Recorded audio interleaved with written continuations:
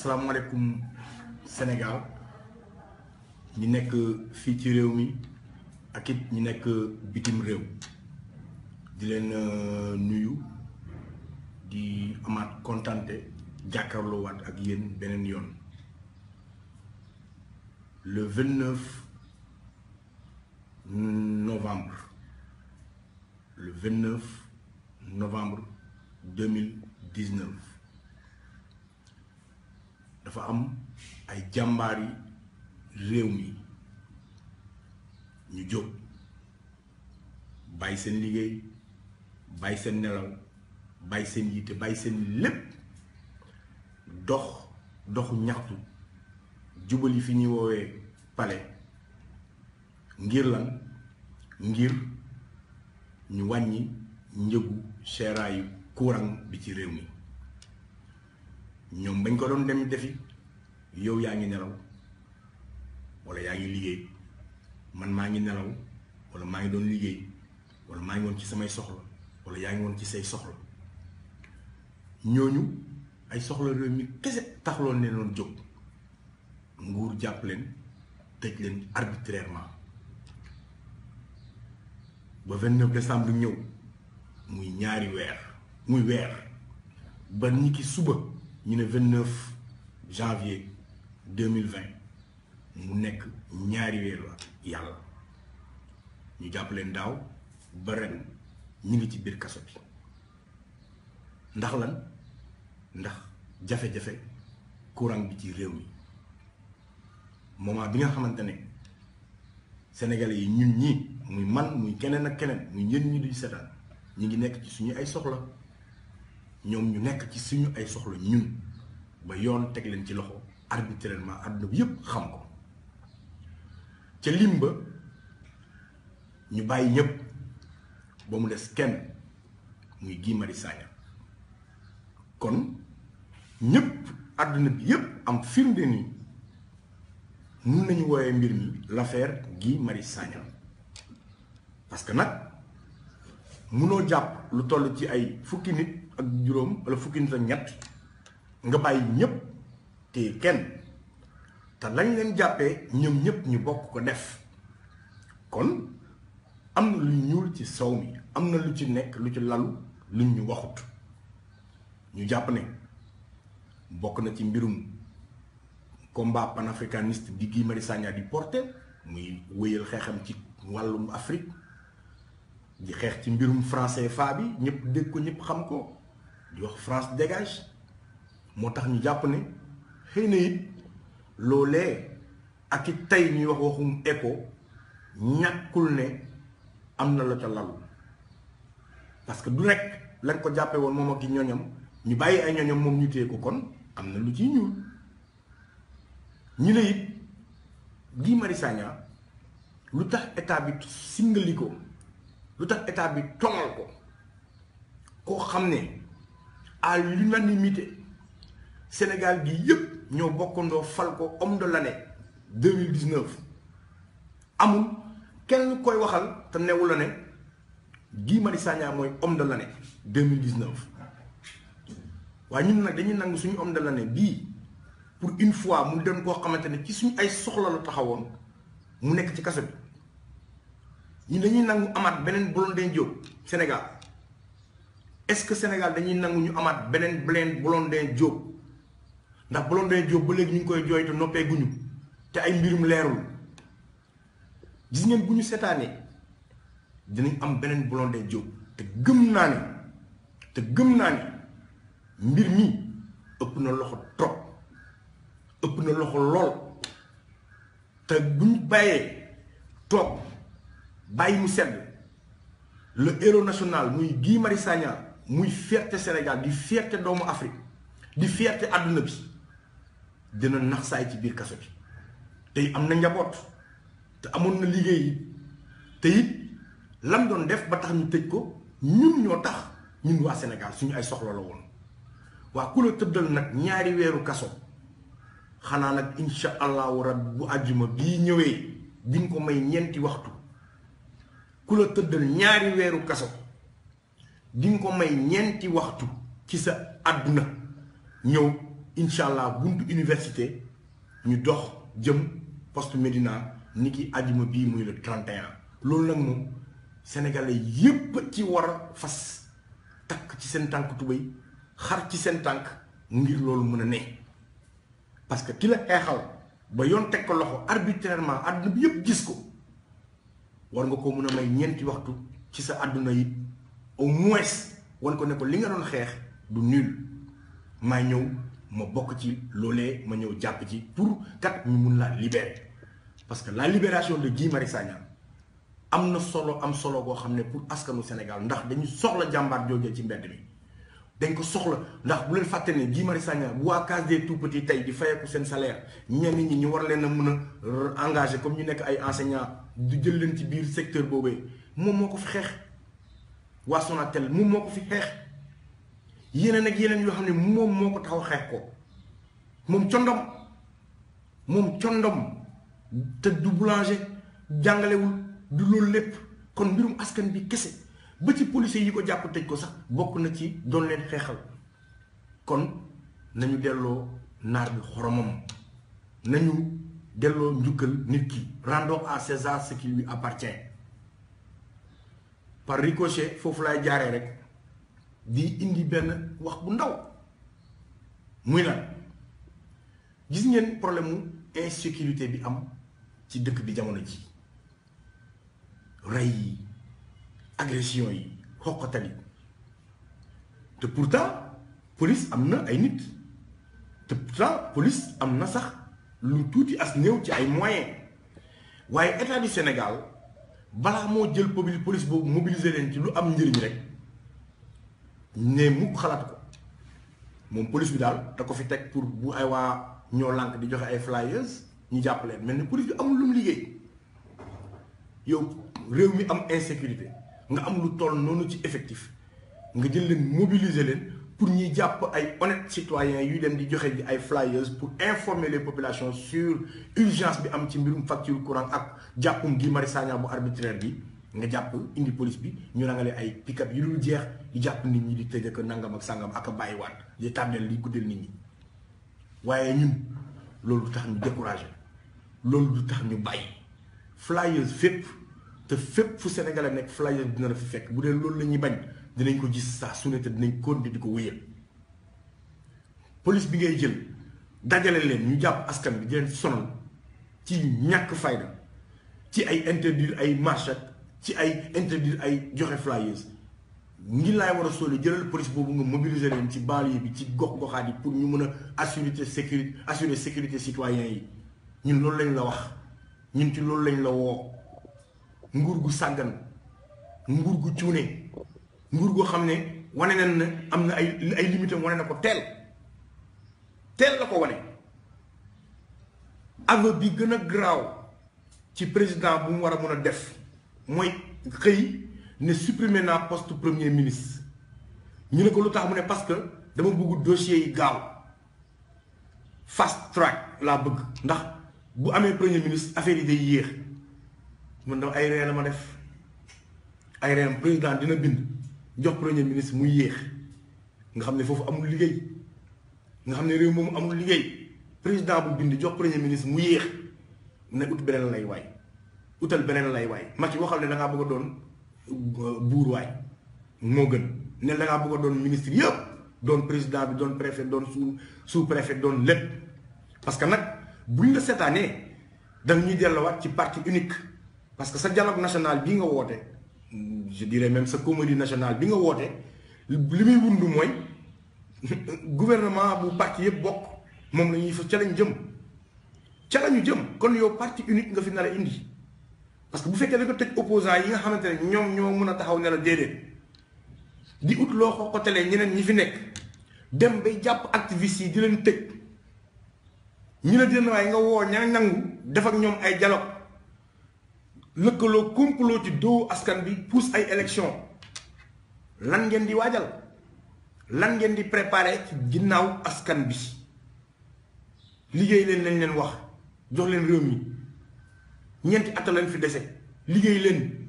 ngeen bàyyi caaxaan bi dialogue national këcëb lakab këlëb réew mi amul xaalis ah nga defar ay institutions yu budgétivores yu amul benn njëriñu askan bi di caaxaan rek nawet bi jeex na fi mu ne nii ba tey boo demee Saloum ñu ngi ci mois de janvier gerte gaa nga fa amuñu fu ñu ko muñ amuñu nu ñu koy def li ñuy béy Sénégal xamuñu nu ñu koy def toll ci nen te amuñu ñu ko mën a ko encadrer ni ñu ko mën a toppatooyee gouvernement bi wane na ay limitam wane ngeen seen incapable bi ngeen doon mënu leen satisfaire askan bi mënu leen fexe ba Sénégal yi am li ñuy séntu li ñuy wut li ñuy yaakaar rawatina réer ngeen ne nag kon ñun bu ñu sàccee xaalis ba noppi pasare ko dugal ko fa ñu neex def ca la ñu neex yaataa yu mel nu ñu neexee lu métti li dañ koy tegaat encore ci ndoddu askan bi ci réew moo xamante ne ni liggéey daf fay jafe ay jaay ndaw sawaat jaay croquette ak jaay caaf ci ay feu rouge nga ne ndaw yooyu bugg ñoo liggéey caaxaan rek yow joxoon nit ñi liggéey fajoo nit ñi jàngul nit ñi sonn nañ respecté wu leen sénégalais yi ñu ne dina waay luñ ñëw rek ngeen tegaat ko seen ndodd ay subvention 10% laay def ak 20% 40% ñun soxlawuñ ngeen ñuy wax ay waxu technique boobu léegi yaa ngi wax ay waxu PIB bu ñëw 6% 7% 46%. PIB fan la ko askan di gisee ci poche am ñun xam ban PIB la ñu xam làmb sa poche daj faj sa soxla loolu la askanu Sénégal soxla jàng wàcc am say lijaasa ñu ne la kaay liggéey loolu la askanu Sénégal soxla feebar dem l'hôpital ñu toppatoo la nga faj loolu la Sénégal soxla bi ma gisee sur Twitter président bi di naqarlu deewu Kobe Bryant suñ président di ko naqarlu ñaata sénégalais lañ rey ci diaspora bi ñaata sénégalais ñoo dee Europe ak Amérique Italie moo ci mujj balu fetal pan musoo ko naqarlu musoo coo taxaw musoo cee wax musoo cee feeñ waa léegi un américain en cache un autre américain bi ñu rey Kaolack da nga cee àddu non assistance à une personne en danger bi hôpital bu Kaolack def da nga cee àddu ngay bind ay Twitter Kobe Bryant sénégalais yi fi dee nag yi dee barki démb boo njaay femme bi ñu rey ñeneen ñi ñu rey fii ci banlieue bi ndax seen ñàkk toppatoo askan bi seen ñàkk jëriñ askan bi seen ñàkk aar askan bi ñoom doo bind dara sa Twitter ñooñu moom doo leen jaale ñooñu seen famille kenn faalewu leen ñooñu kenn toppaloo leen ñu naan ma ay Kobe Bryant l'état du Sénégal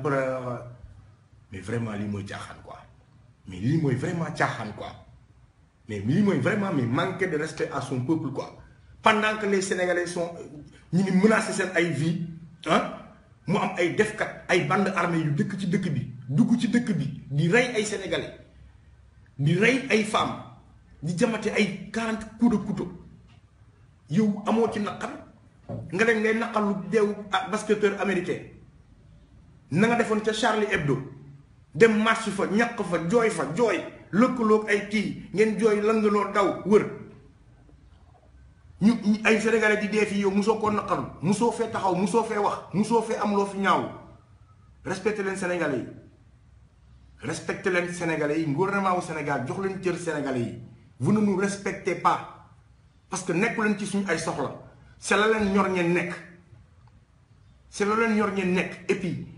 pourquoi retenir Guy Marius Sagna en prison mais pourquoi mais pour lan ba pare yóbbu ko camp pénal te jugé guñu ko ça veut dire que nit ki moom condamné nañ ko te juge gisagu ko déggagu ko waxagu ko mais droit am yëpp ngeen fokkati kon Sénégal nan la mën a nekk état de droit kon Sénégal nan la nekkee état de droit boo xam ne les citoyens n'ont plus le droit état de droit boo xamante ne nii réew mi kenn amatu fi droit man awma droit def lu ma neex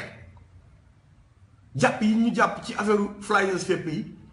dañ lay fekk nga toog ci banque car rapide ñu la jógal amoo droit toog fii et puis nee nañ la sa milice bi téye ko arrêtez de saboter la police nationale nous avons une police républicaine bàyyi di jël police bi di ko def au service de sa ay xawma say caaxaan ak say yëfu caaxaan yi nga nekk di def jëkk bi il faut sortir la police quand c'est important bàyyi di téye police bi di leen mobiliser ci ay ñàkk fayda imaginez ñun bi ñu ñëwee commissariat gis policiers yi toog activé wu pour ay nit ñu jàpp ci joxe flyers loolu dafa ñaaw loolu dafa ñaaw loolu réew yi dépassé nañ ko loolu réew yi dépassé nañ ko Macky xoolal revoir ta copie xoolal réew mi ñeenti at bëriwul àdduna mënut neex ba nga génn par la grande porte àdduna mënut neex ba nga génn par la grande porte fenêtre sax mënoo faa jaar yow ci porox ndoll ngay jàll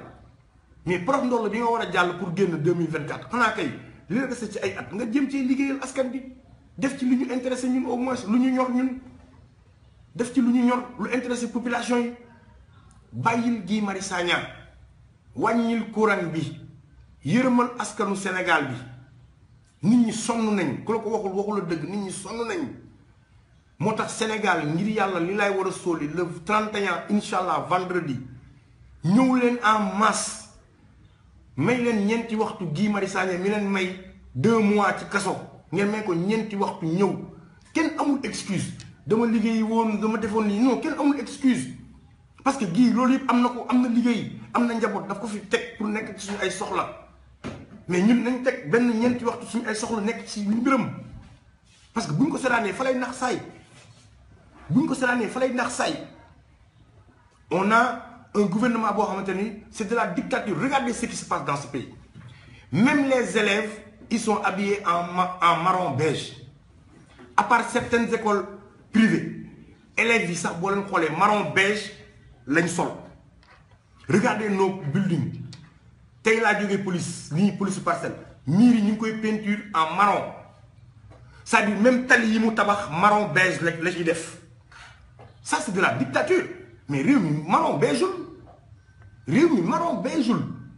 boo leen sax ay jàkka yi ñu peinture marron beige ça veut dire que loolu yëpp c'est des signes d'une dictature loolu ay signes dictature la man damay génn Sénégal dem beneen réew doo di nga dox réew ma ba génn fa doo gis photo président bu ñu taf ci ay miir mais naka lay président di génne di inaugurer ay projet man loolu gën naa ko dégg man mais ministre des infrastructures mooy inaugurer ay projet tabax tali wala léegi yow tabax jàkka léegi naa jàkka Géejawaay sax président mooy génn inauguré ko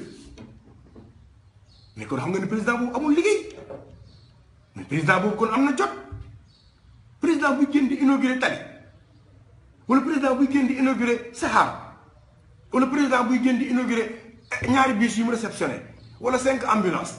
président boobu amul liggéey non président boobu amul lu mu def parce que ci loolu la ñu nekk ci ay spectacle xoolal ma terre bi bañ fi waxee ba léegi ay 31 décembre on vous livre lan ngeen ñu livrer terre bi su ngeen koy essayer ñu dëkk Mariste ay Hacienda koñ yooyu noonu yëpp Dalifort dañuy couper seen courant parce que boobu ba léegi yéen xamagu leen mesure courant bi nag ngeen koy mesurer pour mun koo yemale xamu leen ndax bu terre bi tàkkee ndax population yi nekk ci yoonu terre bi dinañ am courant naka lay courant da ngeen ragal ay coupe-circuit ay yooyu noonu boobu ba léegi nekk ci ay échauffage di essayer mun leen ba léegi xam maanaam isoler courant wu terre rek courant wu askan bi mun leen ko c'est grave un projet comme ça ay milliards Sénégal nax saay na nii rek suñu ay milliards nax saay na sur un projet boo xam ne nii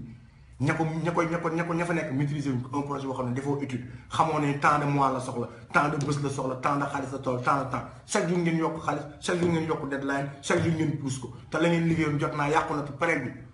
te nga inauguré ko avant élection yi c'est hallucinant man fii rek laa koy gis ci réewu Afrique rek nga koy gis rawatina nag réewu Sénégal moo ci gën a ti yées président bu am jot mais nag askanu Sénégal am nañ fulla am nañ fayda ñëpp a tombé de très haut bi ñu gisee élection yi ni mu demee ñëpp mais amul ku jaaxlewul ku jommiwul amul ku jommiwul yow parti boo xam ne ñi ko faral sax day làqatu man ñi ma xam ñaari nit laa xam sama àdduna ñu far APR dañuy nëbb ne APR la ñu bokk parce que rus nañ ko ils ont honte de montrer que ñoom fii la ñu bokk kon 2024 bi yàggatul waaye def ci